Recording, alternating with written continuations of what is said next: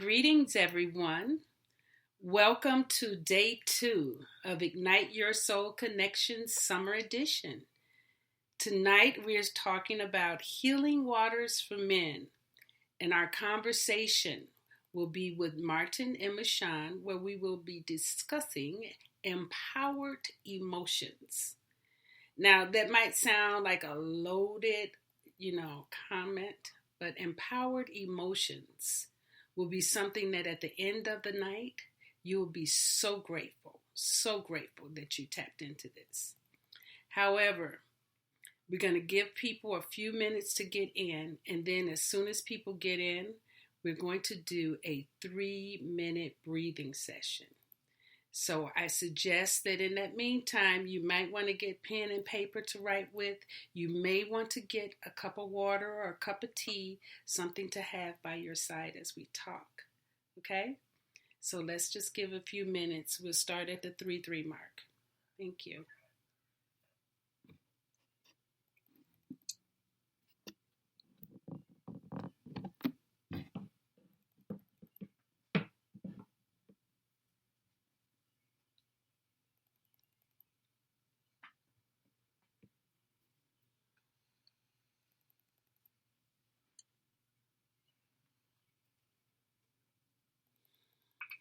Welcome everyone as you come in. Welcome. Make sure you have water. To people if we see them? No. No? Gotcha. Perfect. You can text them on the chat. Gotcha. Because you'll be doing that all night if we do that. only saw one person. That was all. Okay. Well, you can say hi on the chat so they can see you. Okay. How do you do that? On the. Oh, it says chat. I'm slow. Okay. No, that's fine. I was going to say I was trying to see what side, but it's on your bottom, I believe. Gotcha. Well, she knows this. Okay. Okay, we're coming in. Have a few more seconds before we start our breathing. And again, I invite everyone to either have water or juice or your favorite beverage, a cup of tea, something that will soothe you as we have this amazing discussion tonight. Okay, we're at the 3-3 mark, so I want you to just, wherever you are, I want you to sit straight up, allowing your diaphragm to be free, making sure that your chest is not sitting in your stomach, right? So that you can breathe deeply. And in this breath, what I'd like you to do is inhale and exhale out of your nose, being sure to breathe in all the way down to your navel. This is what we call belly breathing. And really try to practice it with us today. And if you're having a challenge, let us know and we will send you a video afterwards. But we want you to practice with us today. Okay? So now just through your nose, exhale all of the air from your lungs. Now breathe in slowly, allowing your belly to expand. And hold. 2, 3, 4. Exhale through your nose. Push in gently and hold. 2, 3, 4. Breathe in through your nose. Deep, deep, and hold.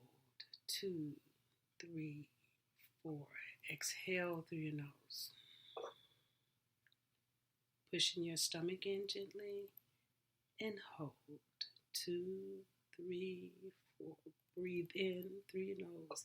Now relax. Allow your shoulders to drop and hold. 2, 3, 4. Exhale. Your stomach goes in. Pushing in gently and hold. 2, 3, 4. Now exhale through your nose. Now I want you to just feel your body relaxing, letting go, releasing any tension. Allow your mind to just scan your body and see if there's any place where you're holding resistance. And pay attention to that area tonight and breathe there. Imagine that you're sending oxygen to that area as we're talking. And at any time that you feel anxious or concerned, notice your breath. That's where your relief will be. It will be inside your breath. Okay, so again, welcome to Healing Waters. My name is Shemsu-t. I am the owner of Masterforce and the founder of Masterforce International Leadership Academy. And we have been bringing Ignite Your Soul Connection to you since 2011. And we started doing these in the winter time, and a few times we did them in the summer. So today we're bringing to you a conversation that nurtures and supports the expansion of the men in our midst. So I'm glad that you're here. So even though this conversation is for men, I'm welcoming the women who are here to listen and participate and really take ownership of what it means to nurture the men in our space. You will find a lot of good information throughout this week. Yesterday's conversation was with Timothy Glenn, and we spent almost 2 hours talking about Beyond the Parent Trap. We will be posting that recap soon, so you'll be able to see it if you missed it last night. And there was a lot of good information there. And we really want you to take time to go through it slowly. Take notes, get your journal, and then also share it. We want everyone to have information at their fingertips that they can use for their own growth and expansion during this time. Okay? All right. So enough of my talking. Right now, I want to introduce you to two of my favorite men today. Let me introduce you to Marshawn Frencha and Martin Grant. Hello, guys. How are you? Hello. Hi. Hi. Great. You're great. Very cool. I am good. Okay, well, Marshawn, let's start with you. Why don't you introduce yourself to everyone and let them get a sense of who you are, and then after that, Martin, you can come in and introduce yourself. Perfect. Okay, so, hi, my name is Marshawn Frencha, like she said. I am the youngest Masterforce coach. Yes, you are. I am the youngest. I got my life coach certification at 16 years old. Yeah. 16 going on 17. Right. Got my life coach certification then. My mother, she was certified before me through Mama Moo. Mm-hmm. And yeah, I was also the project coordinator for a art studio and music planning program called the We Are Hip Hop Festival. And with that, it was a group of young people who came together to put together a festival of artists, graffiti artists, break dancers, all encompassing all the elements of hip hop, bringing the community together for one day and stuff like that. So yeah, and I recently just started my own little mentorship circle called Frencha Full Circle. So yeah, we'll be getting that started very soon. And you'll tell us more about that as we go on in this conversation, because I definitely want you to give people, especially near the end, how they can participate in that, okay? Gotcha. Very cool. Okay, and Martin, come on, let us know about you. How are you? I am great, and thank you for having us on the call on this program. I am the author of an upcoming book, and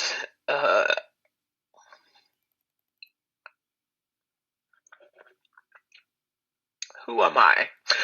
I could start by saying My name is Martin. I am a project manager, and I've owned many businesses, and I have been both a millionaire and homeless.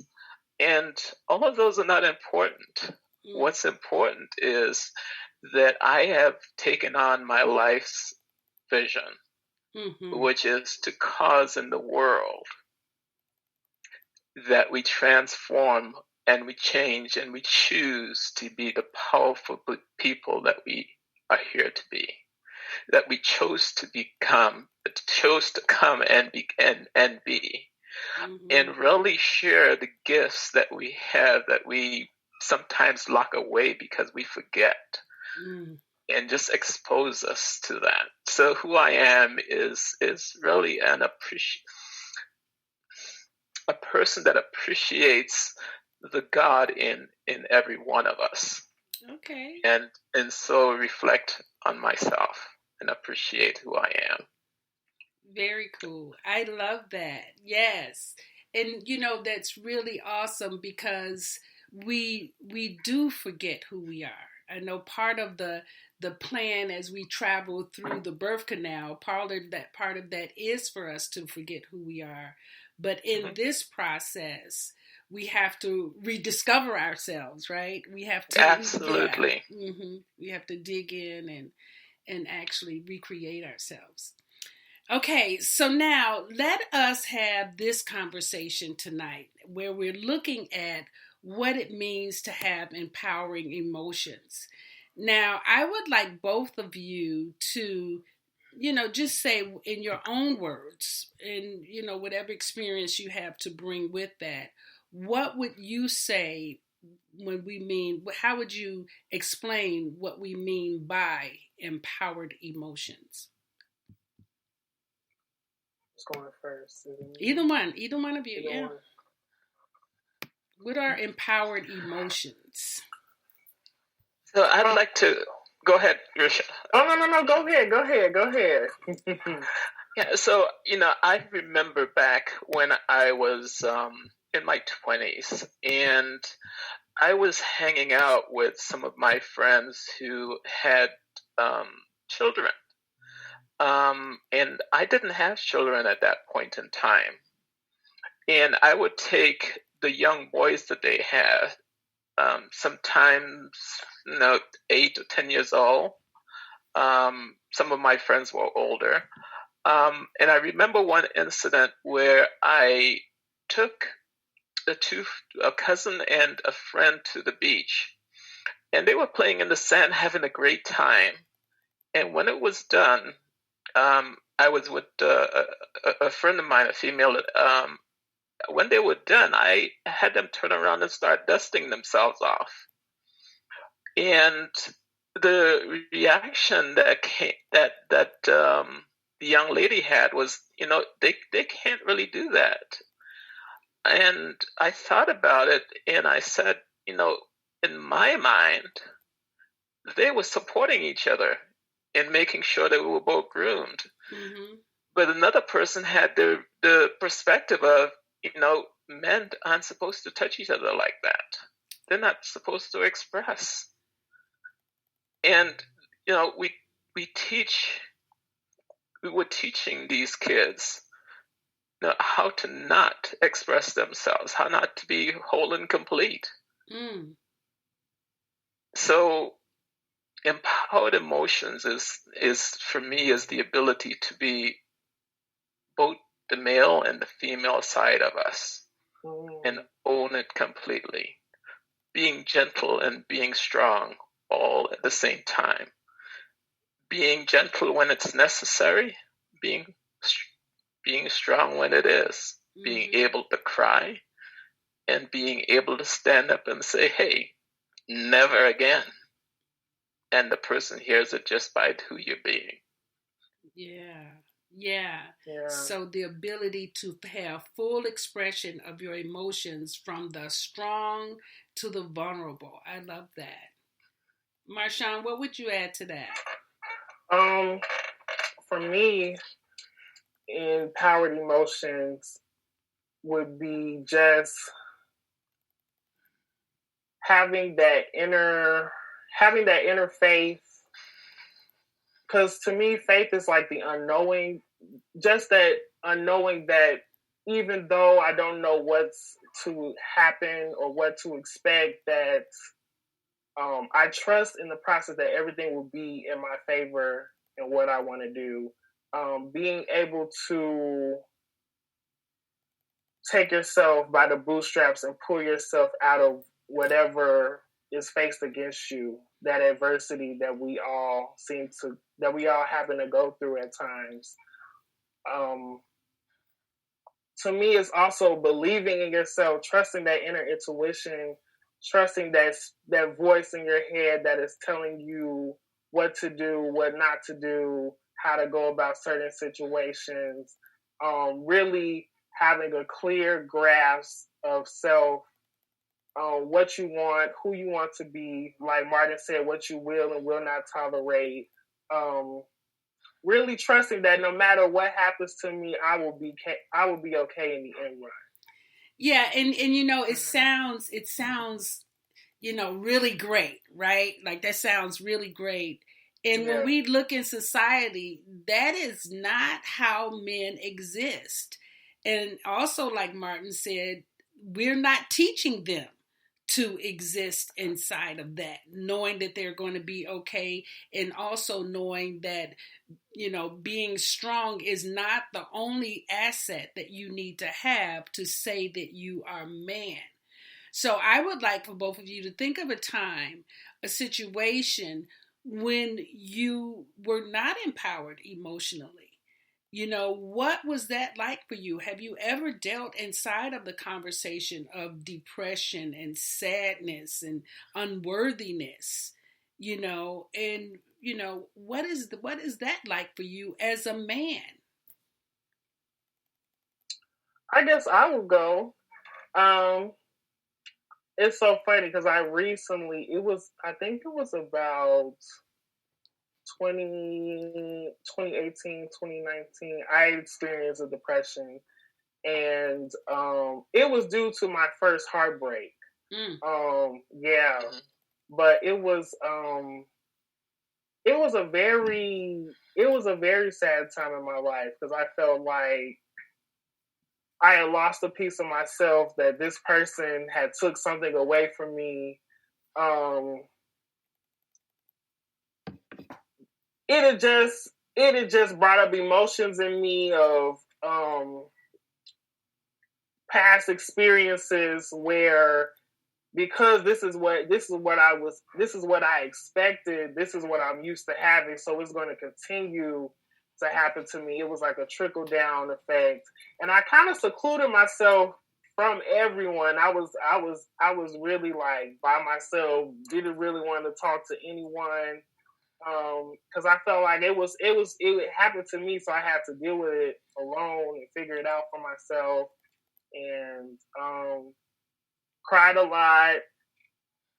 Shed a lot of tears. Yeah. So let me ask you this. At that time, where you said you chose to be alone, but did you feel that there was someone you could have talked to that would have been able to support you had you shared? Yes. Okay. Yes. Down the line, I realized that my friends and my family, they were really instrumental in just letting me speak, get everything out that I needed to say. No matter how long I said it, no matter the repetitiveness of me bringing it up. I really turned to my friends. I had also started seeing a therapist, but she helped me realize something really later on that was really instrumental in me, not necessarily getting to myself, but adapting to a new reality and becoming new again. Oh, that's wonderful. I know I love saying that heartbreak is part of the initiation process, but Yes. most of us don't realize that we're being initiated in a spiritual realm. You know, we think, oh, nothing bad is supposed to happen, and we label it bad, but it's not really bad. It's part of the expansion process of our heart chakra, right? So until you break your heart, you almost don't even know your heart chakra exists. You know? Yes, and I think with that, one of the biggest things from that experience and past experiences that I had always felt like it was like a take and pull, like someone was taking something from me and I was giving it away, and that I wasn't getting the love I want. But the biggest lesson of all that I realized was that the love that I want is within me, and that that was my capability to love someone. So I'm always full of love, and it will never be an exchange of give and pull, because I feel like if you love someone, you'll do it because you love them, not expecting anything in return. That's very powerful. So you went from being shut down, isolated, and heartbroken to actually taking time to speak with your friends, your family, and then, you know, being willing to see a therapist and working through the pain that you were experiencing. And from that, you were able to realize that the real love is in me. Yes. And if I start from there, whatever is coming from someone else, cool or not cool, it doesn't matter. I'm still loved. Yes. So nothing is ever really missing. And then what you're giving is the love that you have without expecting anything in return. That's, I don't know now. That's pretty deep for a 22-year-old.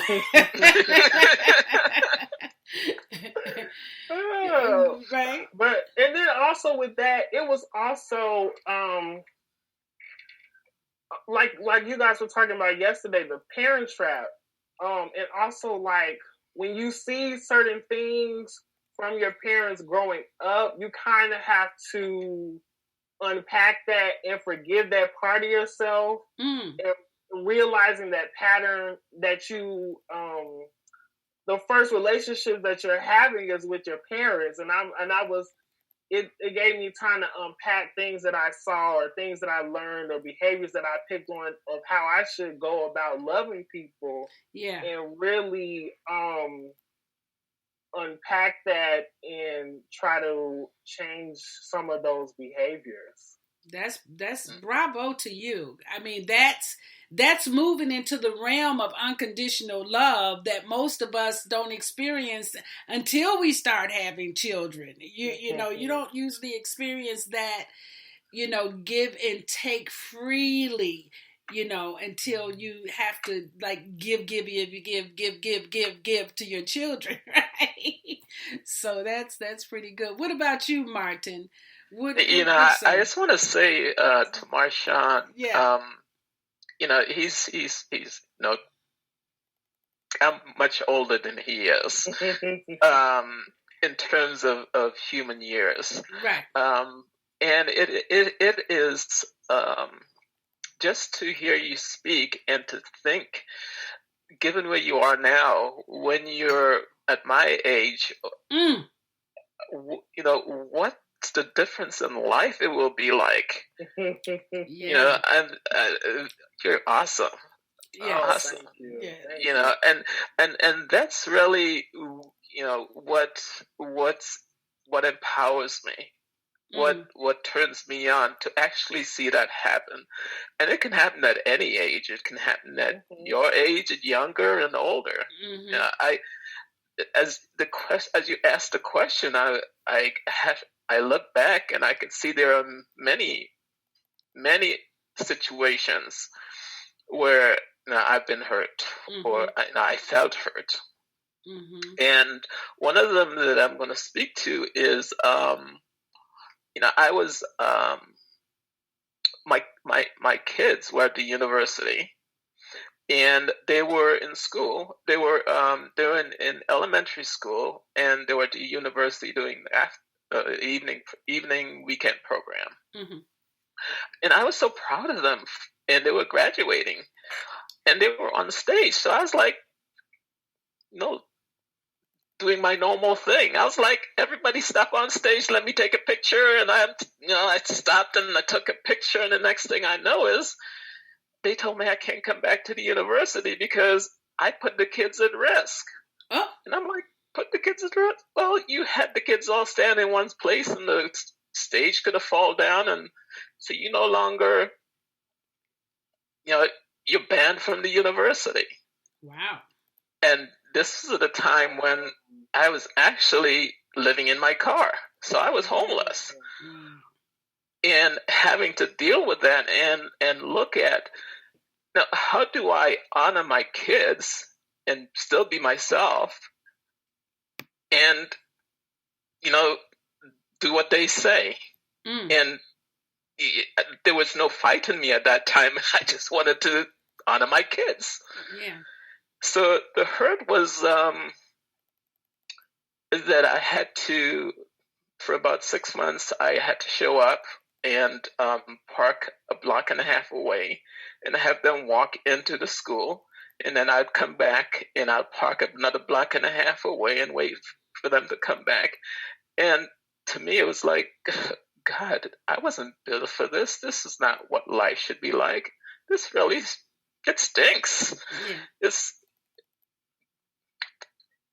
And, what it also had to look at is the parent trap that just got spoken about. I had to look at that too.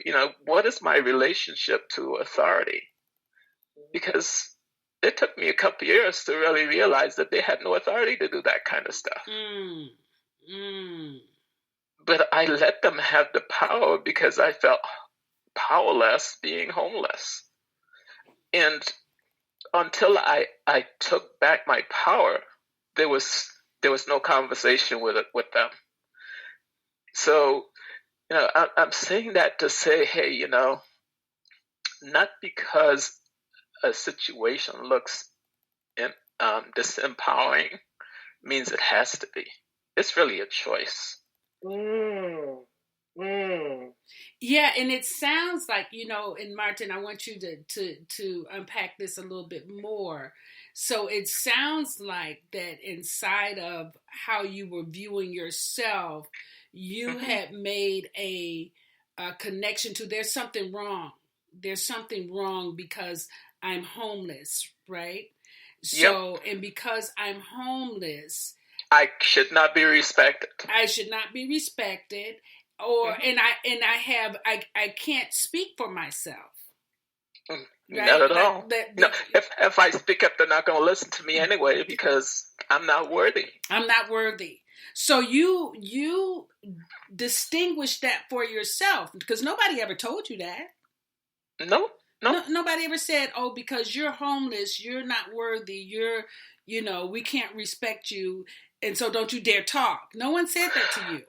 Well, it actually, no one said that, but it was also, I had to own that it was part of my my way of relating to homeless. Yeah, good, very good. Yes. The way that I related to the homeless at that point in time is the way I related to myself. Like if you're not worthy, I don't need to talk to you. Mm-hmm. I'll give you $1 here or there, but you're not really a true person. Mm-hmm. In our society, nobody says it explicitly, and that's how we treat a lot of the people that are around us. And that is really, we lose so much resources inside of that. I was just looking today. I noticed that T.I. is going to be teaching trap class music. Trap music at Clark Atlanta University. Exactly, right. And then people say to me, well, what are your credentials that you can be teaching people about emotions? I said, now, no one will ever ask T.I., right? Can you teach, first of all? Are you able to teach? Just because you can make music does not necessarily mean you can teach. Unless, of course, you took some courses, or some people are natural teachers, right? We do know that. So, but people don't approach it like that, because our value systems in this society says that your accomplishments, your material things, your credentials, your status, they make you who you are. And that's not true. Yeah, it tells us, or it informs us that this is who we should say we are. Yeah. And it's really a should. Yeah. Because you don't have to have credentials to do something. I've taught at the university level to people in the master's program, and I have a bachelor's. Yeah. I was teaching on the college campus when I was 23. Okay. And I was actually delivering course materials and presentations to people who were going through their master's and doctor's program. And it was because of the experience that I was bringing. That's what actually cued my expertise, right? I actually want to say it's more than just the experience. It's your way of being with the experience. Like you own that experience. Yeah. You know, many of us have all kinds of experience. And when we don't own that experience, we're less than that experience. Or we're just on the surface of that experience, and we can't bring it. We don't bring it to bear. Not that we can't. We don't bring it to bear. And when we bring it to bear, it impacts the community in ways that we have no way of understanding. And it's generational. It's generational. And I believe this is where we begin to disempower our men. Because look at all of the stipulations inside of the Black community. Can you see the stereotypes and the stipulations we put on Black men before they can say that they matter?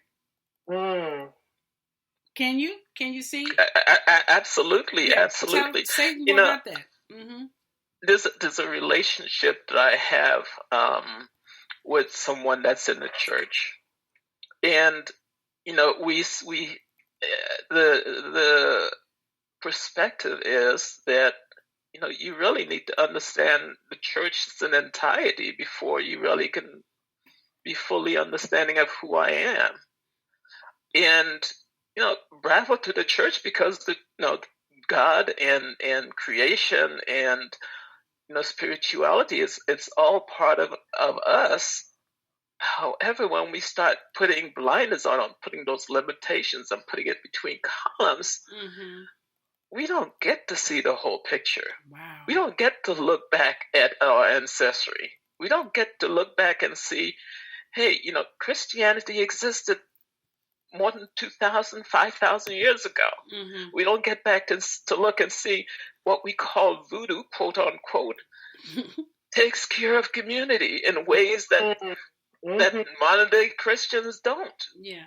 I was just having a conversation with someone about that. About these things. That was so funny. Well, you gonna tell us more about it, or you just gonna keep that to yourself? I'm waiting to hear. Right. We were just speaking on. We had just happened to be speaking on Beyonce and Solange, and he was saying how he was seeing some of the visuals of their videos, and he was saying how a lot of what they were doing, a lot of what they were talking about was demonic. And recently in a song Beyonce released, she was talking about Yemoya and Oshun, and I was just telling him, I was like, when you were growing up, what were your ideas of what is the media has always taught you about voodoo, Santeria, Yoruba, that they're all evil and they're all they're all evil things, but who are the faces of these things? They're Black people.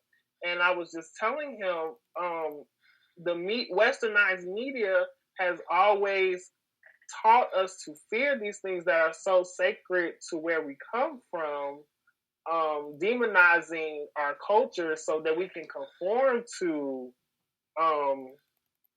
Christianity, Catholicism, things of that nature. Mm-hmm. So yeah.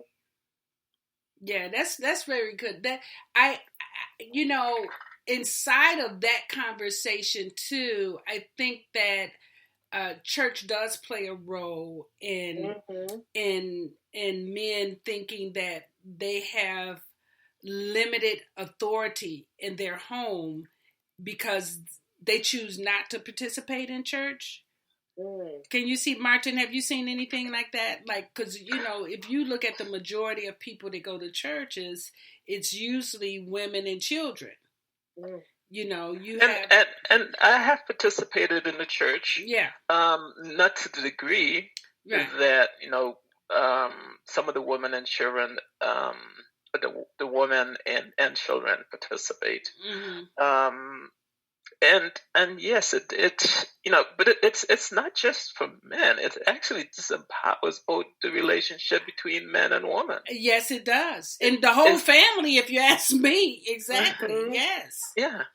Mm-hmm. There's value in church. There's value in community. Yes.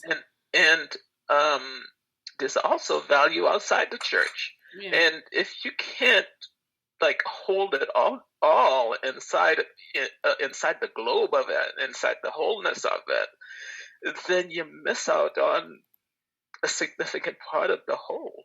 Yeah. Church is an aspect of life. It's not all of life. Mm-hmm. Breath is an aspect of life, but it's not all of you. Mm-hmm. An arm is an aspect of you, but it's not your whole body. Yeah. So you've got to be able to hold the whole thing. And as you're able to hold the whole thing, then there's a value or an ability to go beyond just what you see and the wholeness of it. So then where would you say that men in the scheme of their emotional intelligence, right? Where does that disempowering begin? I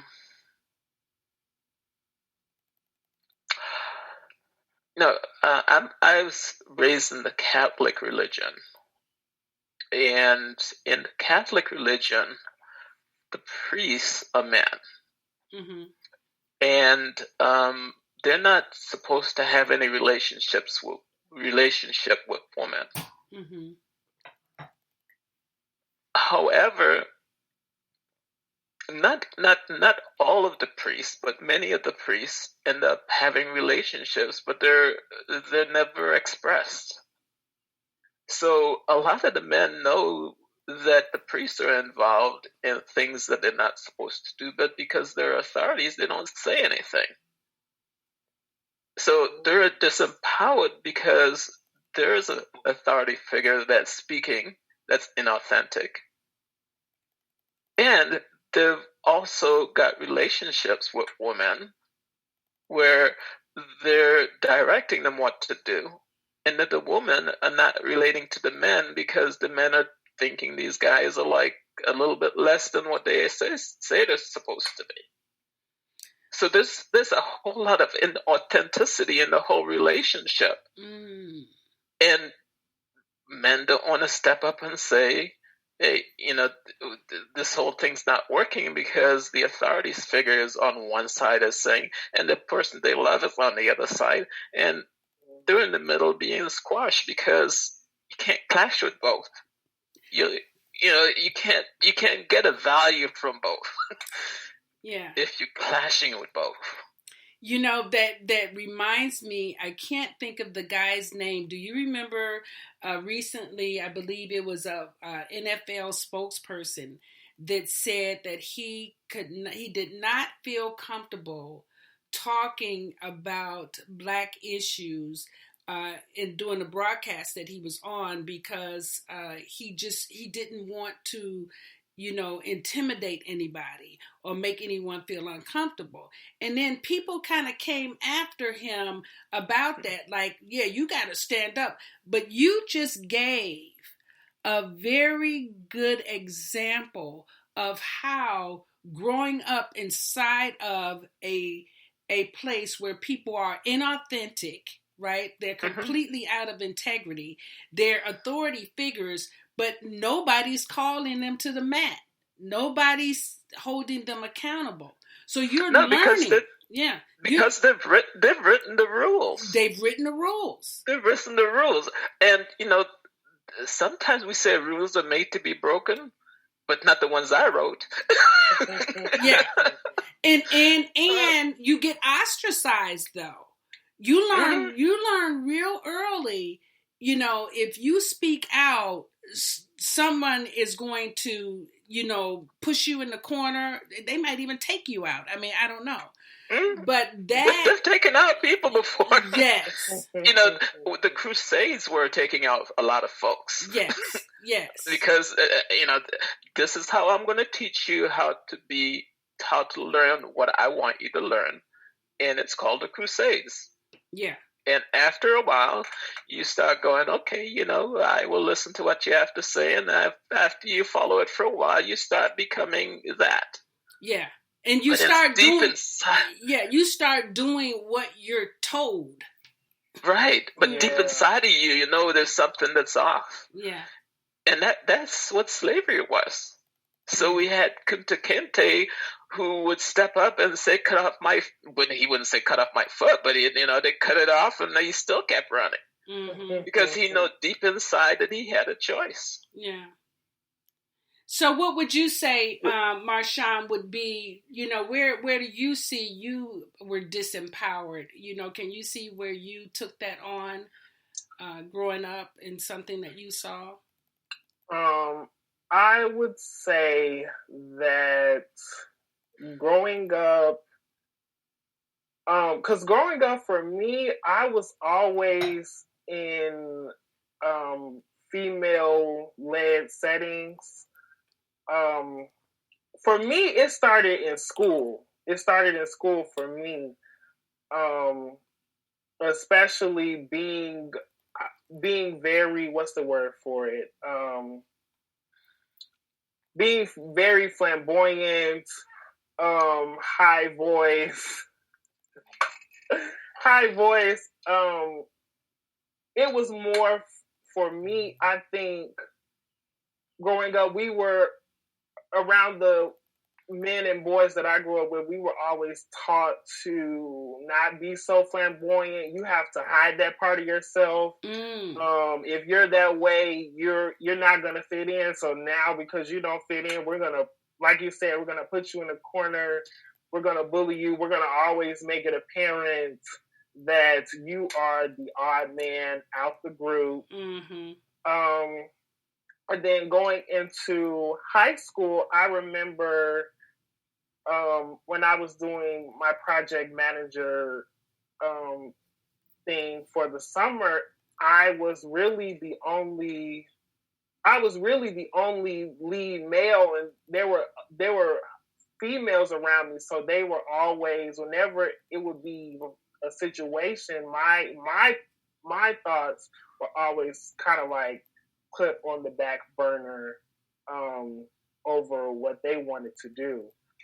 So yeah, for me, it started in school. It started by, then you have the female students, they're picking on you because you're flamboyant. Even though most of them are your friends, they're disempowering you because they're like, oh, why can't you be like them? You want to be with us all the time. Why can't you be like the rest of them? And it's like, it's not in me to be that way. And so you kind of like recluse and you kind of are forced to isolate that part of yourself. Yeah, and then the more you isolate yourself, it goes into what Brene Brown talks about as shame.